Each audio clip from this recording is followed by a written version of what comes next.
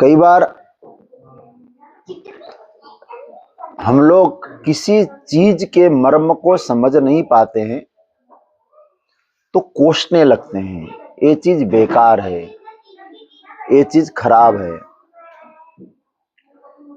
किंतु ईश्वर की सृष्टि में हम किसी चीज को ये नहीं कह सकते ये चीज खराब है, क्योंकि सृष्टि में कोई खराबी नहीं है और खराबी किसी कारण से आती है। जैसे बगीचे में फूल खिला हो तो उसमें कांटे भी तो है, कांटों के बीच में ही फूल खिलता है। लेकिन कई लोगों की दृष्टि फूलों पे नहीं होती, कांटों पर ही होती है। और कांटों पर जिसकी दृष्टि होती है वो कांटों को ही कोसेगा, फूलों का सुगंध नहीं ले पाता है, फूलों का आनंद नहीं ले पाते हैं, फूलों की खूबसूरती को नहीं समझ पाता है। उसी प्रकार से जीवन में हम लोग यदि पॉजिटिवली देखें, बड़ा खूबसूरत जीवन है हम लोगों का। ईश्वर की कृपा से, ईश्वर के द्वारा हम लोग हैं, तो परमात्मा कोई बेकार की चीजों की रचना कर ही नहीं सकता है। तो ईश्वर ने कोई ऐसी चीज की रचना नहीं की, तो फिर हम कैसे कहेंगे ये चीज बेकार है। सामान्य रूप से हम लोग यदि देखें, हम लोग कोई चीज घर में लाते हैं, और चाहे टेलीविजन हो, मोबाइल हो, कंप्यूटर हो, कोई भी वस्तु हो, अब उसमें यदि खराबी हो जाती है तो क्या हम उसको इसको फेंक देते हैं? बोले जो खराबी हुई है, लाते समय खराबी नहीं थी, खराबी किसी असावधानी के कारण आ गई है। हम कोशिश करते हैं उसको जरा खराबी को हटाया जाए, उसका इलाज किया जाए। तो इलाज करने के बाद खराबी हट जाती है, फिर हम उसको यूज करते हैं। लेकिन आप जब खरीद कर लाए थे वो खराब नहीं थी, खराब किसी और कारण से हुई है। तो किसी व्यक्ति को निकम्मा कहना, किसी व्यक्ति को बुरा कहना, अथवा अपने आप को कहना ये जीवन अच्छा नहीं है, ये दोष है, ये दोष है, दोष आगंतुक होते हैं, आने और जाने वाले होते हैं। लेकिन हम लोग ईश्वर की सृष्टि के ही हैं, तो परमात्मा ने हमको बनाया है। भगवान क्या किसी गलत चीज का निर्माण तो कर नहीं सकते। जो भी करेंगे बहुत विचार करके करेंगे। तो हमें ये विचार करना है, जो जैसे किसी मशीन में खराबी आने पर, यंत्र में खराबी आने पर यंत्र को नहीं फेंकते, यंत्र की मरम्मत करके उसका इलाज करके हम ठीक करते हैं। तो हमारे जीवन में कई बार क्या होता है, अवगुण आ जाता है जो हम नहीं चाहते। इस प्रकार के दोष, अवगुण, गलतियां आ जाती है। इसका मतलब है हम कहेंगे किसी में गलतियां हो तो आप क्या बोलेंगे? वो कहेंगे बेकार है। अब वो तो बिल्कुल ठीक है। यदि गलतियां आई है, दोष आए हैं, तो हम लोग उनको निकालने का प्रयास करें, उनको हटाने का प्रयास करें, और दोष हटते ही वस्तु अपने आप शुद्ध हो जाती है। किंतु किसी व्यक्ति को ये कहना कि बेकार है, निकम्मा है, ये नहीं बोला जा सकता। एक बार एक चर्चा चली,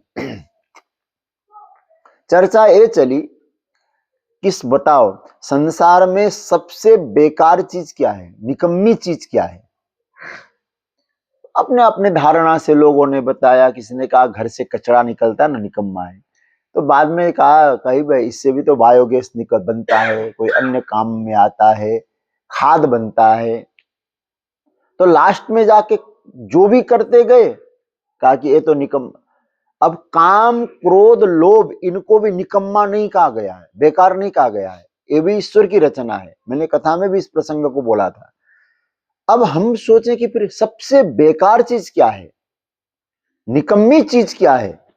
तो जब समझ में आया सबसे निकम्मी चीज वह है जब व्यक्ति स्वयं को निकम्मा समझता है। मुझ में कोई सामर्थ्य नहीं है, मैं कर नहीं सकता हूं, मैं कैसा हूं, इस प्रकार का विचार जिसके जीवन में आता है वो सबसे बेकार होता है। ईश्वर की सृष्टि का उसने बहुत बड़ा अपराध किया है। हम लोग भगवान की संतति होने के कारण तो हमारे में अपार सामर्थ्य और शक्ति परमात्मा ने दी है, और उन शक्तियों का, उन सामर्थ्य का हम जितना यूटिलाइज कर सकते हैं, उपयोग कर सकते हैं, तो देने वाला और प्रसन्न होता है। अरे मैंने इसको दिया, इसने इतना सुंदर यूटिलाइज किया इसका, और हम उसको सही रूप में उपयोग नहीं करते।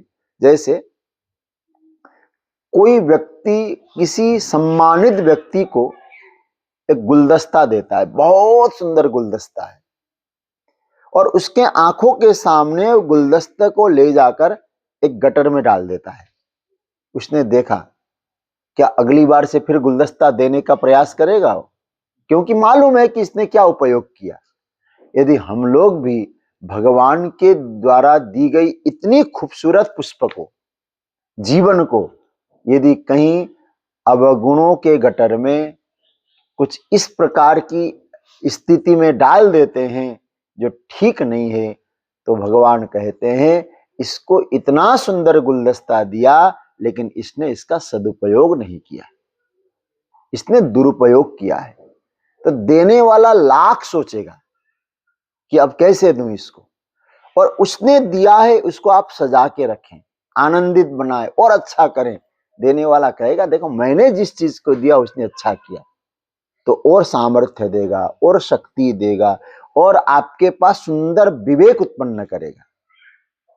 अपने आप को हीन नहीं समझना चाहिए।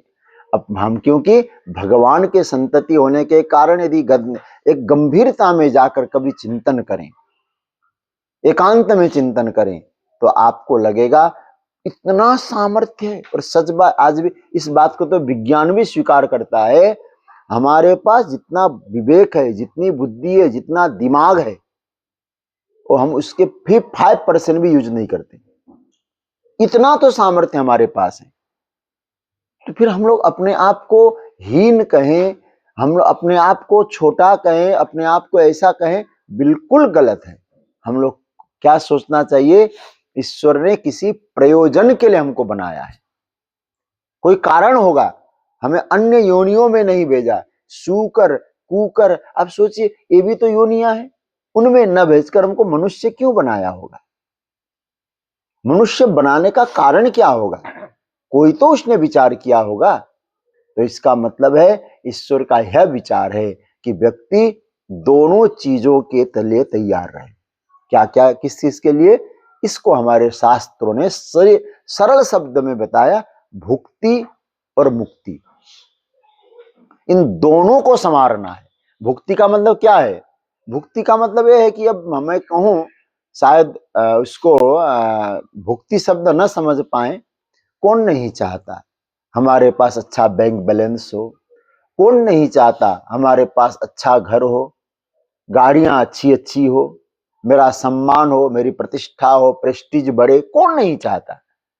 ये भी हमारे यहाँ धर्म का ही रूप माना गया, इसको कहते हैं भुक्ति।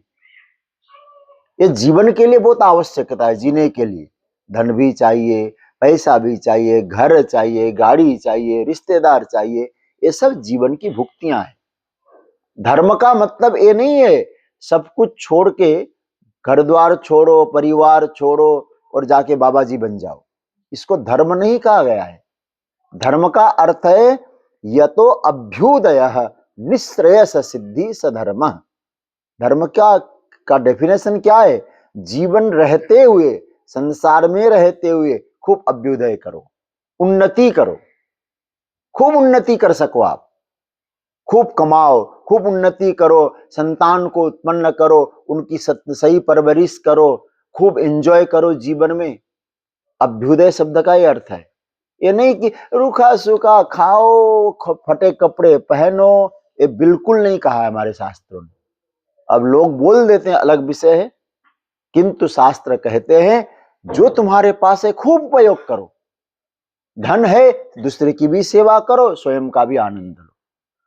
अब आप विचार करिएगा, इसका नाम है भुक्ति। भगवान कहते हैं इसके लिए तैयार हो। संसार में तुमने परिवार बनाया है, विचार करो, इसका विस्तार भी करो, और उसके लिए तुम दिन रात प्रयत्न करो। इसका का नाम है भुक्ति। लेकिन एक करते हुए ये भी सोच लेना, ये हमारे साथ नहीं जाएगा। ये ठीक है, आवश्यक है, लेकिन जो साथ जाएगा हमारे साथ, उसकी भी थोड़ी जुगाड़ कर लो। जो साथ ले जा सकते हैं उसका भी थोड़ा जुगाड़ करना चाहिए। यहां भर के लिए हम खूब जुगाड़ करें, खूब, क्योंकि धन अधिक से अधिक कमाएंगे तो हम सेवा भी कर पाएंगे। जैसे लोग कथा कराते हैं, मैं कहता हूं भाई, धन इनके पास नहीं होता, धन का संग्रह नहीं किया होता, कथा कैसे कराते, दूसरे की सेवा कैसे होती। इसलिए खूब धन कमाओ, जितना हो सके परिश्रम करो, अधिक से अधिक धनवान बनो। हमारे यहाँ कोई व्यक्ति, हमारे यहाँ एक आशीर्वाद का मंत्र आता है ना, ऐश्वर्य मस्तु कहा जाता है। एक मंत्र आता है, स्वस्त्यस्तु ते कुशलमस्तु चिरायुरस्तु गोबाजी हस्ति धनधान्य समृद्धिरस्तु समृद्धिरस्तु ऐश्वर्यमस्तु। तुम्हारे जीवन में धन हो, ऐश्वर्य हो। अरे आप लोग श्री सूक्तम के बारे में सुने होंगे कभी, हमारे ऋषियों ने श्री सूक्तम का पाठ किया है, उनको भी लक्ष्मी की आवश्यकता है।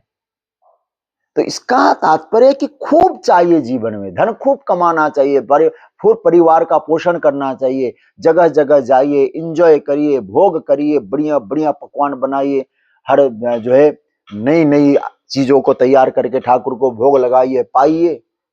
किंतु ये सब तो है जीवन में आवश्यक है, लेकिन ये सब करते करते ये भी सोच लेना, ये तो जीने की व्यवस्था है, जाने की व्यवस्था क्या है।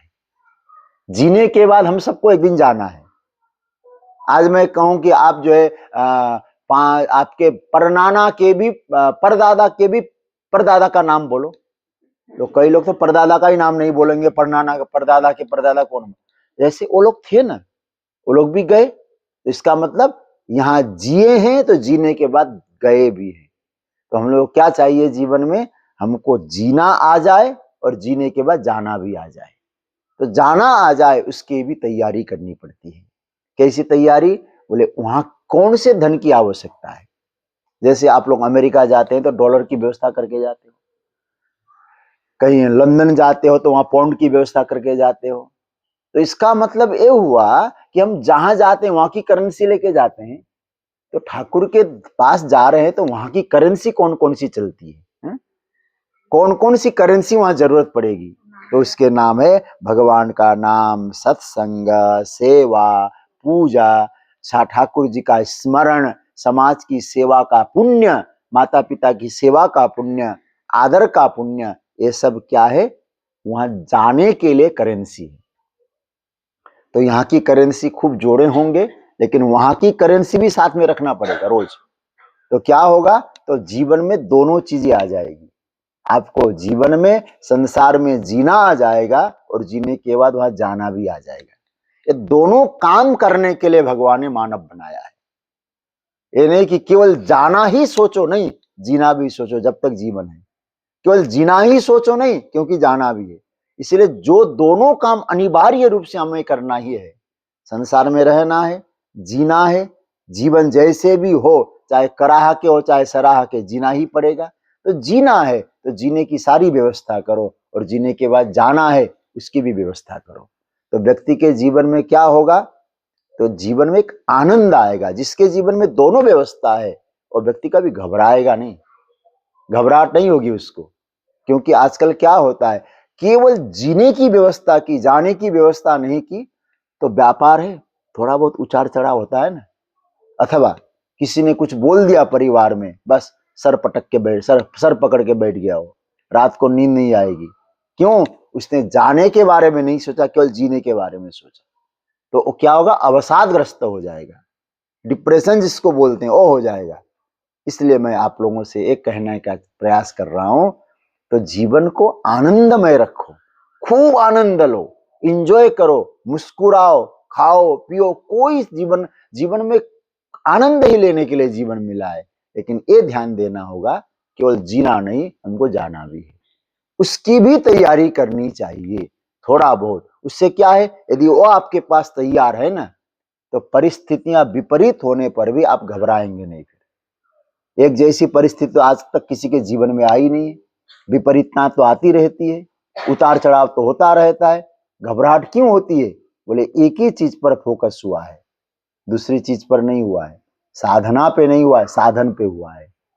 केवल साधन साधन नहीं, साधना भी जीवन में आवश्यक है। तो कहने का अर्थ यह है, केवल कोसना ये चीज बेकार है, ये कहना ये समुचित नहीं है।